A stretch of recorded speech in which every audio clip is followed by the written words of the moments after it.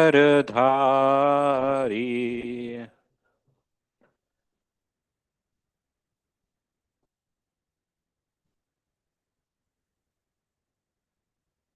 यशोदानंदन ब्रज जन रंजन।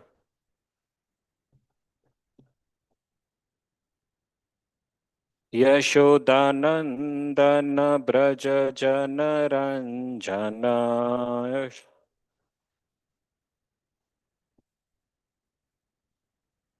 यशोदानंदन ब्रज जन रंजन।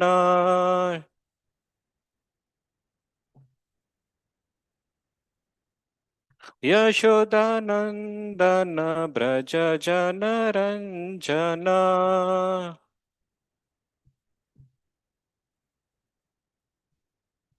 यमुना तीरा वनचारी।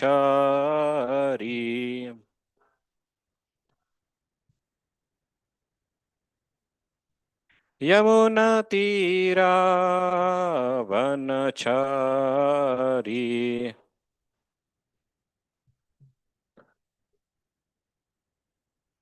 जय राधा माधव कुंज बिहारी।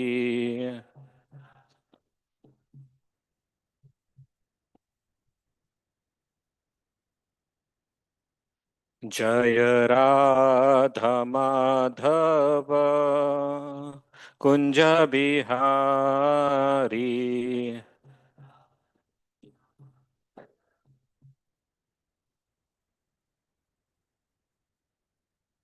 हरे कृष्णा हरे कृष्णा कृष्णा कृष्णा हरे हरे हरे राम हरे राम राम राम हरे हरे हरे कृष्णा कृष्णा कृष्णा हरे हरे हरे राम राम राम हरे हरे हरे कृष्णा कृष्णा कृष्णा हरे हरे हरे राम राम राम हरे हरे हरे कृष्णा कृष्णा कृष्णा हरे हरे हरे राम राम राम हरे हरे जय राधा वृंदावन बिहारी राधा वृंदावन बिहारी राधा वृंदावन बिहारी श्री राधे। जय राधा वृंदावन बिहारी राधा वृंदावन बिहारी राधा वृंदावन बिहारी श्री जय गौरनिताय गौरनिताय जय गौरनिताय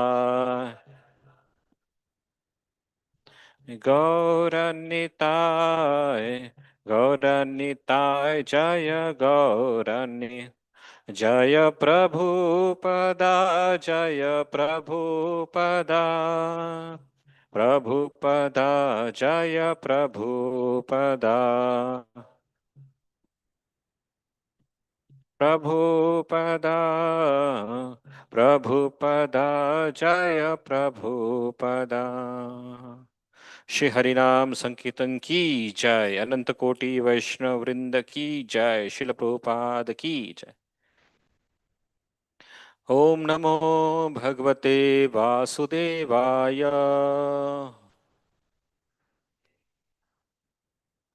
ओम नमो भगवते वासुदेवाय। ॐ नमो भगवते वासुदेवाय।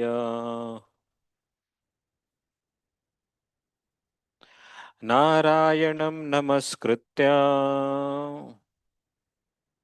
नरं चैव नरोत्तमम् देवीं सरस्वतीं व्यासं ततो जयमुदीरये। नष्टप्रायेषु अभद्रेषु नित्यं भागवत सेवया Bhagwati उत्तमश्लोके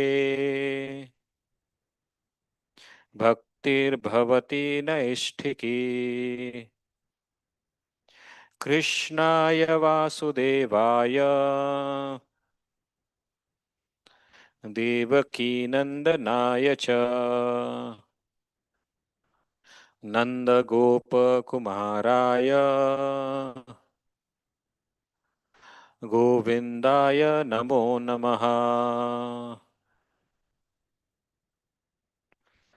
So we are reading from Srimad Bhagavatam, Canto 7, Chapter 6, entitled Prahlad Instructs His Demoniac Schoolmates. Text 8. Durapuren kamena mohena cha baliyasa shesham griheshu saktasya pramattasya दुरापुरेण कामेन मोहेन च बलीयसा शेषं गृहेषु सक्तस्य प्रमत्तस्यापयातिः। दुरापुरेण कामेन मोहेन च बलीयसा शेषं गृहेषु सक्तस्य प्रमत्तस्यापयातिः।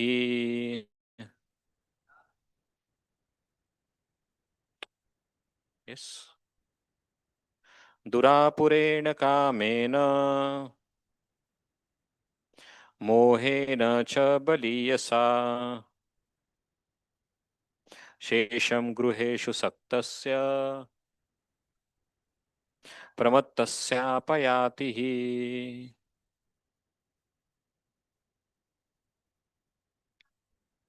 दुरापुरेण कामेन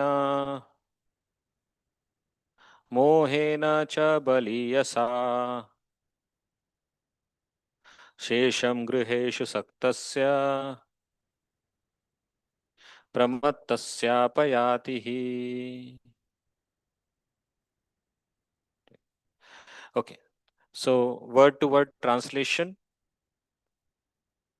Durapurena, which is never fulfilled. Kamena, by strong aspiration to enjoy the material world. Mohena, by bewilderment. Cha, also. Baliyasa, which is strong and formidable. Shesham, the remaining years of life.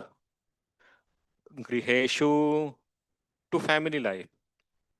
Saktasya, of one who is too attached. Pramattasya, mad. Apayati, wastefully pass. He, indeed. Translation and purport by His Divine Grace A.C. Bhaktivedanta Swami Srila Prabhupada. Srila Prabhupada ki jai. Translation. One whose mind and senses are uncontrolled becomes increasingly attached to family life because of insatiable lusty desires and very strong illusion.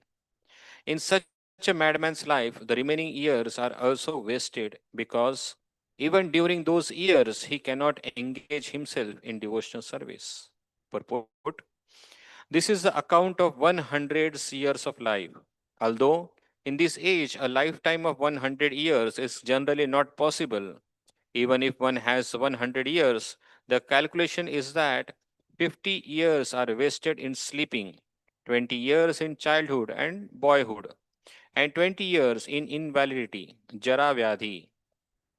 This leaves only a few more years, but because of too much attachment to household life, those years are also spent with no purpose, without God consciousness. Therefore, one should be trained to be a perfect brahmachari in the beginning of life, and then to be a perfect in sense control, following the regulative principles. Following the regulative principles if one becomes a householder. From household life, one is ordered to accept vanaprastha life and go to the forest and then accept sannyas. That is the perfection of life. From the very beginning of life, those who are ajitendriya, who cannot control their senses, are educated only for sense gratification, as we have seen in the Western countries. Thus, the entire duration of life of even 100 years is wasted and misused, and at the time of death, one transmigrates to another body, which may not be human. At the end of 100 years, one who has not acted as a human being in a life of tapasya, austerity, and penance, must certainly be embodied again in a body like those of cats, dogs, and hogs.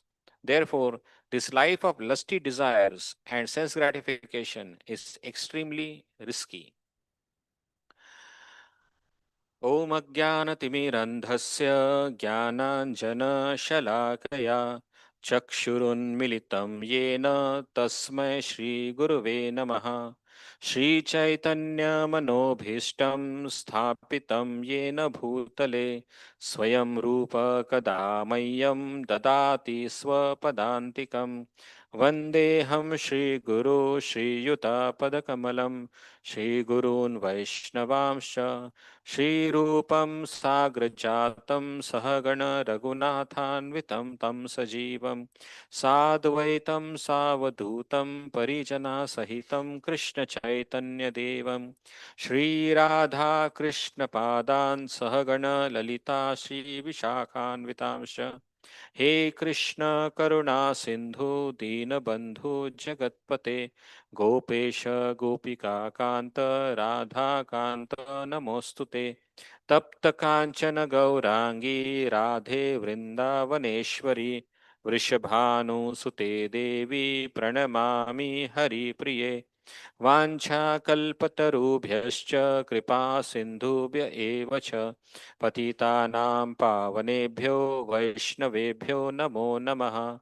जय श्री कृष्ण चैतन्य प्रभु नित्यानंद श्री अद्वैत गदाधर श्रीवासादि गौर भक्तवृंद हरे Krishna Krishna Krishna Hare Hare Hare Ram Ram Ram Hare Hare Hare Krishna. So I will read a translation again. One whose mind and senses are uncontrolled becomes increasingly attached to family life because of insatiable lusty desires and very strong illusion. In such a madman's life, the remaining years are also wasted because even during those years he cannot engage himself in devotional service.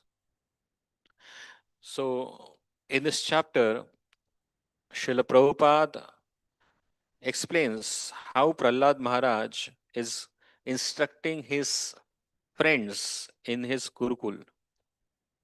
Now, this is a very special Gurukul. In our Gurukul, we teach to students about the Vedic lifestyle. But in this Gurukul, where Prahlad Maharaj is studying, there the instructions are given how to cheat, how to deceit, how to rob other people, how to do politics. All these things have been taught in this Gurukul. And since Prahlad Maharaj is a pure Vaishnava, he doesn't like those things. But whenever he get the opportunity, he starts speaking about the principles of devotional service. So, from this incident of Prahlad Maharaj, Prabhupada also says that how a Vaishnava stays in this material world. We see in the case of Prahlad Maharaj, even though Prahlad Maharaj is a devotee, he never argued with his teachers.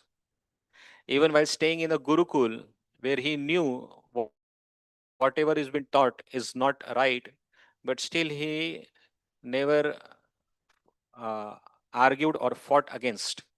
He just tolerated those things. And whenever he got the opportunity, he used to speak Krishna Katha or about devotional service. So as a people, as a devotee, when we are also staying in this material world, there are so many people around us who are like the demonic family only. All those peoples we cannot argue, or it is no point in arguing with them, because the people who are too much attached to the materialistic sense enjoyment will never listen to the principles of devotional service. So what is best thing to be done? It is best to tolerate the situation. Tolerate the situation, and whenever you get the opportunity, when you see the time is proper, then speak Krishna Katha. There is no need to argue with those people who will never understand. So Prahlad Maharaj, showing the ideal example of how a devotee should live in this material world, is trying to teach that you cannot say that I don't have any opportunity to preach Krishna Katha. There is always an opportunity. Only thing is that we have to find the right time and right place to speak Krishna Katha. Since Prahlad was only 5 years old, he knew that my words and instructions will not change the heart of my teachers. So he never tried to instruct those people. But he had friends or his schoolmates of the same age, and they were very curious to know and understand about Prahlad, how Prahlad is so fearless. Now, again, one more instruction we can receive from this pastime is that there is one statement in Marathi called "फुकटचे सल्ले." फुकट के उपदेश मत दिया करो. So we see from the life of Prahlad also, he never, in one sense, he actually didn't even try to instruct his friends also. He was practicing his own sadhana, he was practicing his own bhakti. And when the friends of Prahlad or the schoolmates of Prahlad become very inquisitive to know and understand how Prahlad is behaving the way he is, then Prahlad started to speak. Again, this is one more instruction to a preacher, how a preacher should behave. Otherwise, it will appear like किसी को जरूरत नहीं और फिर भी जाके बड़े बड़े उपदेश दे के आ रहे हैं. Even the same nature is been observed in Lord Krishna while speaking Bhagavad Gita. As we all know, the first chapter of Bhagavad Gita, Krishna didn't spoke anything or didn't instructed anything. Till total 40 or 50 shlokas where Krishna never instructed any word to Arjun. Only when Arjuna said that I am your disciple, please tell me what is good for me. When Arjuna was in a submissive mood to receive, at that point Krishna started to speak.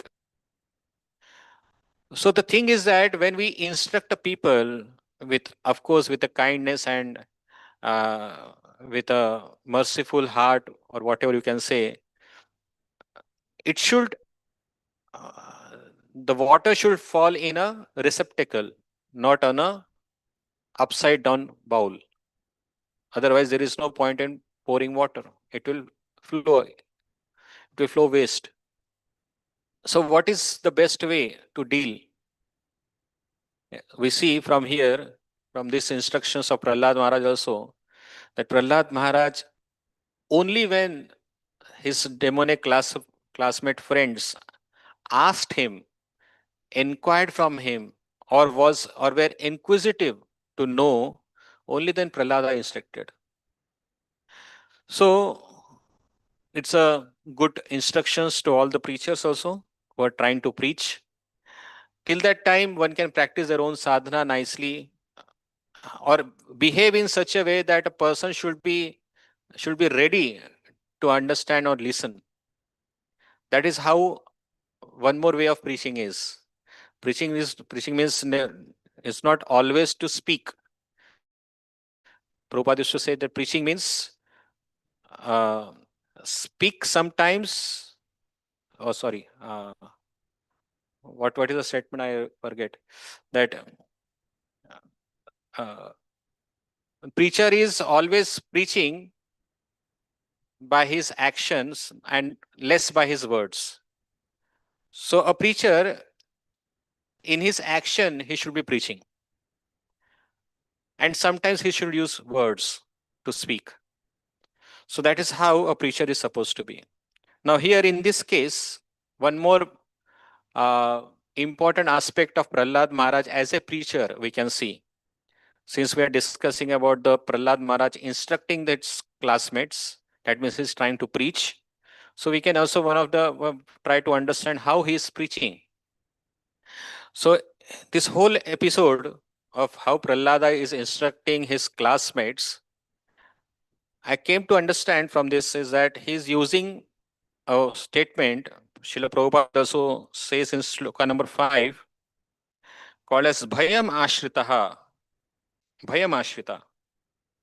Bhayam Ashrita means making use of fear. Now, why this fear?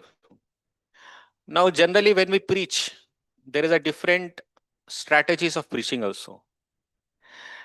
When you want to motivate somebody, or when you want to instruct somebody, or want to make them people act in some way, there are 4 ways we can motivate: fear, benefit, duty, and love. These are the 4 ways where we can motivate the people to perform certain things. So, even in order to practice Krishna consciousness, preachers sometimes use these 4 techniques. But these 4 techniques are used for different categories of people. And the fear is the category which is used for those people who are very much deeply engrossed in the materialistic way of life. For them, fear is the motivating factor. Now, here also, Prahlad Maharaj is motivating his friends on the basis of this aspect of fear, bhayam ashritaha. Now, what kind of fear? Not fear of that you will go to the hell or you will suffer for your sinful activities, not like that. He is motivating with a strategy called, in present scenario called FOMO. FOMO means fear of missing out. Fear of missing out is that let's say that there is sale is going on, and then people start saying, oh, only 2 days are remaining, 50% discount will over in 24 hours, pick up your product now or you will lose it. So that is called FOMO, fear of missing out. So Prahlad Maharaj is also trying to instruct in this example that we have only 100 years. Even Brahma, even ants, they have all 100-year lifespan. And in that 100 year also, 50 years goes in sleeping. 20 years goes in childhood and boyhood, where there is no intelligence, only play and other things happens. In 20 years, in the last years of your age, last 20 years also goes in Jara and Vyadhi, where you cannot think about Krishna. Whatever little 10 years are remaining, those also goes into sense enjoyment. So where is the point of practicing Krishna consciousness or perfecting your life? So now is the time. Kaumarad Acharit Pradnyo. From very beginning of the life, one should practice Krishna consciousness so that one can gain the platform where he can attain the perfection of his life. So this instruction also is very important as a preacher, that not everywhere you can use the same strategy. Prahlad Maharaj knows what kind of audience he is speaking to.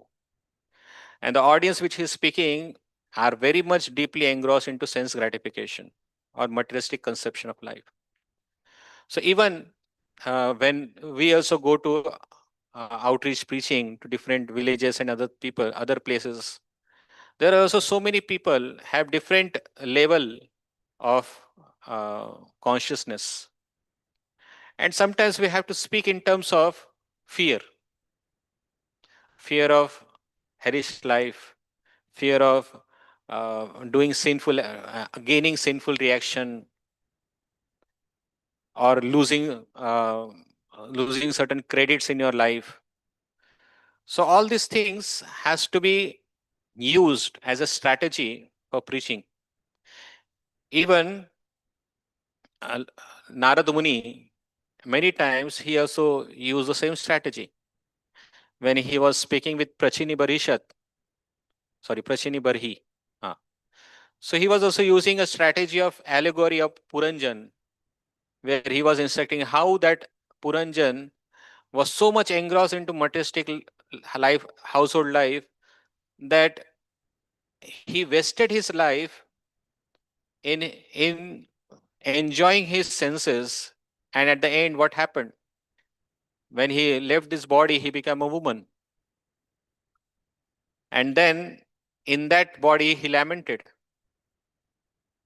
But even the Puranjan, it was so interesting to realize that after hearing the story about the the Prachini Bari is so dumb in one sense, that after hearing the story of Puranjan, he didn't understood anything. He said, Narad Muni, whatever you're trying to say is good, I understand, but I didn't understood anything.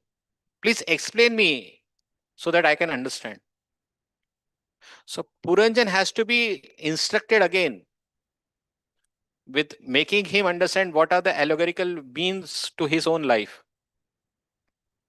Later he realized, Prachini Bari realized what Narada actually meant. So sometimes we may see that he may understand allegorical examples. The audience may understand the indirect way of explanation, but it's not necessary. Again, how the audience are, we have to speak accordingly. So the Puranjan is one of the classical understanding of that allegories many times doesn't work, especially to those who are too much engrossed in materialistic life. Sometimes we have to be straightforward. What exactly? When you have to, sometimes people may say, "Oh, Prabhu, you are so direct. You are so harsh. You are like using the policy of cutting theory, cutting knot theory, or like you're trying to imitate Simha Guru like Bhaktisana Thakur." Sometimes people criticize of using the direct words, but sometimes people are like that. We have to speak in those direct instructions. The same thing Narad Muni also spoke to Vyasdev also.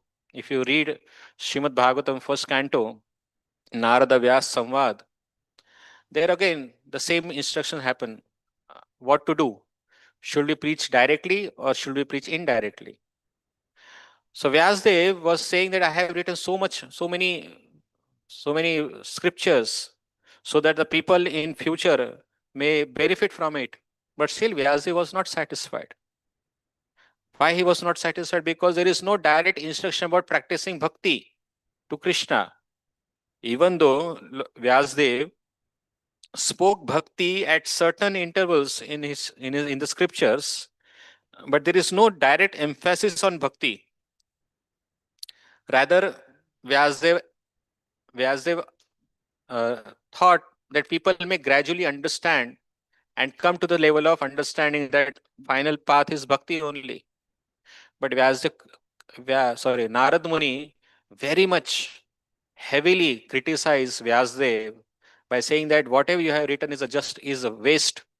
It's just like a garbage where only crows sit. So Prabhupada also say at that point in those purport that sometimes indirect preaching has its place, but you cannot expect the certain classes of people to understand those things. You have to be direct at some point of time. You have to speak directly. That forget about all these things, just do what I say. And devotees are sometimes try to play a very safe role by saying that you have this option, this option, this option. Now choose what you want. Not giving direct instructions sometimes to their disciples also. Let's say counselees or mentees or whatever. Even in Bhagavad Gita, the same thing happens to Arjuna. Krishna, after speaking 18 chapters, Krishna says, Yathechasi tatha kuru. Hey Arjun, now I have instructed you everything. Now do whatever you desire or whatever thing fit. Yathechasi. You know what happened after that? Arjuna was still confused. He was not able to understand. Should I take this understanding or that understanding? Seeing the miserable or confused state of Arjuna, Krishna says, those next few verses, he says, you do what I say. Sarva dharman parityajya mam ekam sharanam. That is a direct instruction by Krishna to Arjun that forget about everything, just do what I say. Because sometimes when you give options to the audience or options to the disciples, there is a lot of chances that they will opt those things which is comfortable for them. It may not be for their own good. So it is just like being a parent. Just like parents, even they do understand the philosophy of parenting, that one should not force their children to perform certain things. But when the parents see that his child is going in a wrong direction, out of out of love and affection, the parent try to stop them, sometimes forcing them not to do certain activities, because parents know much better compared to the child. But sometimes people say, oh, why you're stopping him? Let him choose whatever he want to do. Of course, that is a one way of dealing with the people. But it's not always the right way. It may not be always the right way. So sometimes you have to give right, or what to say, that direct instructions, not beating the bushes around and say that, oh, you can do that, you can do that, whatever you want, you decide. You have the option. If you are really affectionate and loving to that person, it is natural for you to instruct them with a with a proper guidance in which he will be benefited. So direct instructions are always required. Sometimes you have to speak directly, and those things has to be spoken in a very skillful manner. Again, one more aspect comes, that satyam vada priyam vada. You have to speak, but speak in a way that will be palatable and pleasing. You have to speak truth, but it should be a palatable way. So the preacher, as we see about Prahlad in this study, in these cases also, Prahlad is also very humble and polite in his behavior, but he is not compromising while speaking that, oh, that is also good, this is also good, whatever is doing is also good. He's not doing like that. He is speaking the direct philosophy of take up to the Krishna consciousness. And for that purpose, he is utilizing a strategy of fear by which the children's or the Gurukul kids may take up to Krishna consciousness, at least in the beginning, in a fear stage. That is also a valid way of preaching. It is not wrong as such. Even so many of our different religions also we see that they also use the method of fear and benefit to motivate the people to practice religious principles. So that is one of the proper way, or you can say uh, one of the methods of how you can help people come up to the proper standards. Now, in the case of here, Prabhupada says in the purport, one should be trained to be a perfect brahmachari in the beginning of life, and then to be a perfect in sense control, following the regulated principles if one becomes a householder. Srila Prabhupada also here mentions that in order to practice or in order to perfect your life, there is in the religious domain in Vedic principles, we have a Varnashram dharma or Varnashram system. Now, how this Varnashram system helps? Now, if a person doesn't follow Varnashram system, he's naturally going to behave like a four-legged animal. Dharma hitesham adhiko vishesho. Now, what kind of dharma is being mentioned here in the Mahabharata? The dharma is Varnashram dharma. When we follow this Varnashram principles of religious practices, slowly we overcome the base behavior and come to the higher understanding of spiritual life. So when we are young, we have to practice brahmacharya life. Now, brahmachari life is a life of celibacy where we control the senses and engages in the service of Guru in Gurukul. Here, a student is trained to not indulge himself into materialistic sensory activities. Rather, humble himself, tolerate the uh, what to say material shortcomings. Sorry, not shortcomings. Material nature. Let's say heat, cold. What you say? Material dualities. Yes, that's a good word. Material dualities under the instruction and direction of Guru. In this way, a person is trained to handle the future in a very sensible manner. But after even if a person after completing brahmachari life, if he still wish to continue into household life, he should take proper permission from the guru and then enter into grahastha ashram. But even in the grahastha ashram, Prabhupada says the grahastha should be perfect in sense control following the regulatory principle. Prabhupada says that. So even in this case, even if somebody practicing the varnashram principle, the nature of sense control is very much important. It is not that one gets the license to enjoy the senses when one overcomes, when there are certain, uh, when somebody enters into household life. It is not like that. Srila Prabhupada says, out of 4 ashrams, only in one ashram, there is a facility of associating with opposite gender. Whereas in all the 3 ashrams, Brahmacharya, Vanaprastha and Sannyas, there is no such opportunity. That means association with opposite gender is not at all, or it is very much heavily restricted in Varnashram principle. So with that understanding, we have to understand that one must know that sense enjoyment is not at all recommended in spiritual practices. Srila Prabhupada also says, those who are Ajitendriya means one who cannot control their senses. Those who cannot control their senses are called Ajitendriya. So, those are educated only for sense gratification, as we have seen in the Western countries.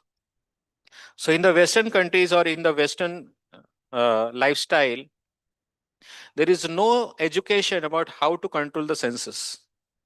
There is no formal teaching how to control the senses. So, what generally happens because of that? There is unrestricted mingling of opposite genders, and because of that, they go grossly into the materialistic conception, and then they get frustrated. So out of that frustration, they give up the chance which the human form of life has brought to them.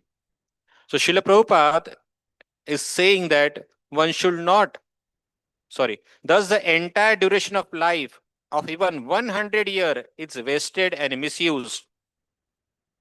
So Prabhupada says in this way, one is misusing and wasting his 100 years of lifespan by not utilizing in Krishna consciousness. So it is very important to understand from Prahlad Maharaj, the instruction which he gives is that from the very beginning of life, one should be trained into Krishna consciousness. Prabhupada says, therefore, this life of lusty desire and sense gratification is extremely risky. At the time of death, one transmigrates into another body which may not be human.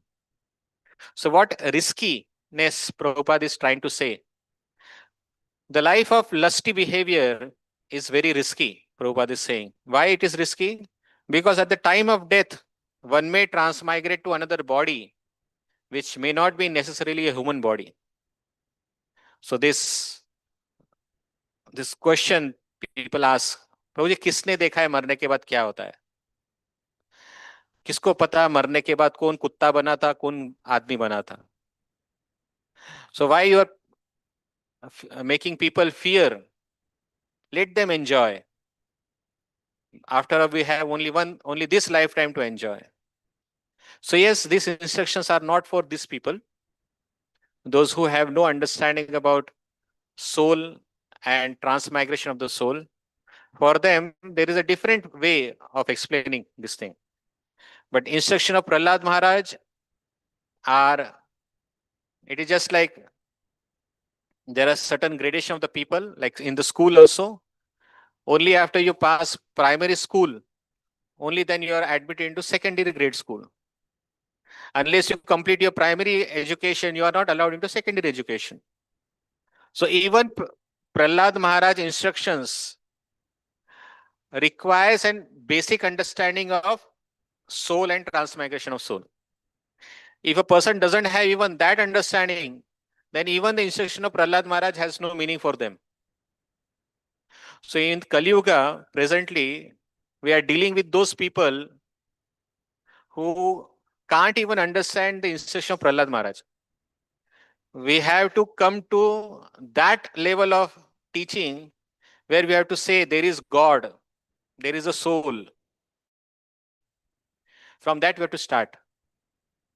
Unless one realize and understand this aspect, how it is possible to make them understand the instruction of Prahlad Maharaj? It is very difficult. So present situation of Kali Yuga is very grim and dark. So we see presently also, I was hearing one of the class of Gaur Gopal Prabhu. Uh, he was sharing a talk with his very close friends. In that he was speaking, one devotee asked him, Prabhu, how you are feeling? What is your realization about when you are speaking with this uh, so many different varieties of audience, especially when you are speaking a secular classes, especially speak in a secular class. So Gaur Prabhu says, I speak it, but I don't relish it. Only when I come to Gopinath and when I speak Bhagavatam, I feel enlivened. Because he says that this indirect preaching doesn't satisfy the soul, he says. Why? Because there is no Krishna Katha actually. What generally see what we are speaking, like even if we start speaking about the 6 days Bhagavad Gita course also, even the search for happiness, existence of the soul, these are certainly one of the aspect of Bhagavad Gita and which is a very basic of understanding. But these also satisfy, this 6 day Gita's course sessions satisfy because there is something called Krishna in there. But the secular way of speaking, we don't speak anything about God. We speak about morality, we speak about family relationship, Even though this act as a bridging concept, still it is something called like, it is just like Vyasdeva feeling uh, loneliness, or not loneliness, feeling little discouraged. Even after doing so many things, he was not feeling very much satisfied in his heart. The same thing, having a secular preaching, it works actually, but it doesn't satisfy the heart. So when we directly speaks about Krishna, then the heart gets nourished. It is just like after 4 months of summer season, there is a rain, and how the earth or the plants and trees flourishes or feel happy. In the same way, Prabhu is saying that after having so many tours outside world, speaking secular, moral, about relationships and everything, when I come back to Chopati, I feel enlivened. That is what actually the soul wants. So similarly, we have to understand that as a preacher, we have to understand that outside we may have to speak according to the audience, but as soon as we get the opportunity in the association of devotees, the like-minded devotees, we should speak about Krishna. In that way, our heart will be satisfied. That will nourish the soul. So in this way, we can perfect our life, and this way only we can help others also to perfect their life. Hare Krishna. Time is over. So Srimad Bhagavatam ki jai, Srila Prabhupada ki jai. Hare Krishna. You answer it. I am not.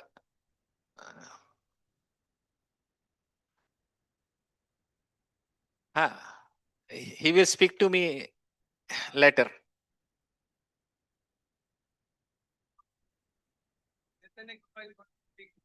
Yes, tomorrow he is going to give class, I think. Yes. तो कल देगा ना वो?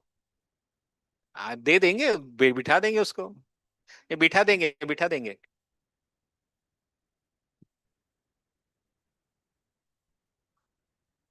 Oh, you want to-